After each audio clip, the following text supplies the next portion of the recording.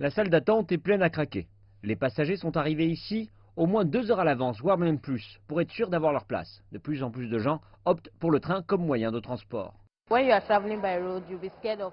Quand vous voyagez sur route, vous avez la crainte des accidents, la peur des enlèvements, mais ici c'est très rapide et confortable, vous n'avez peur de rien. Commissionné en juillet 2016, le service ferroviaire d'Abuja a profité à beaucoup ici. En moyenne, 3500 passagers utilisent le train au quotidien et les Nigériens espèrent une augmentation de la capacité et de l'étendue du service. Actuellement, il y a 2 trains qui effectuent la route Abuja-Kaduna, chaque train partant de chacune des locations.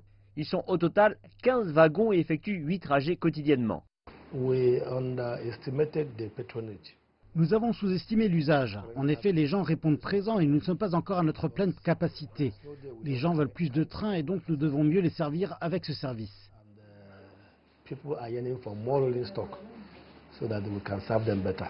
Le service a transporté plus d'1,5 million de passagers depuis la mise en service.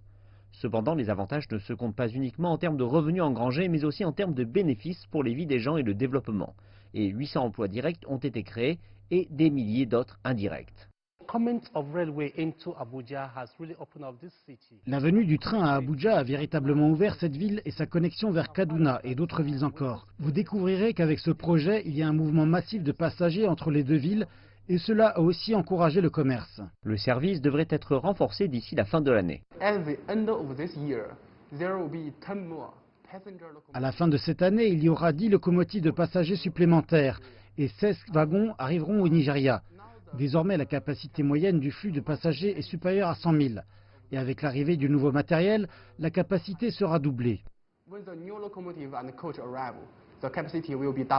Les voies ferrées au Nigeria servent pour le transport de marchandises et de passagers. Le service ferroviaire du Nigeria existe depuis plus d'1 siècle. Mais il est tombé en désuétude en raison de négligence et de mauvaise gestion. Désormais, c'est un nouveau concept mis en œuvre avec un plan de développement sur 25 ans. Le projet Abuja-Kaduna n'est qu'une partie de ce plan massif pour le développement du pays et l'étendue devrait à terme couvrir 3000 km de voies ferrées.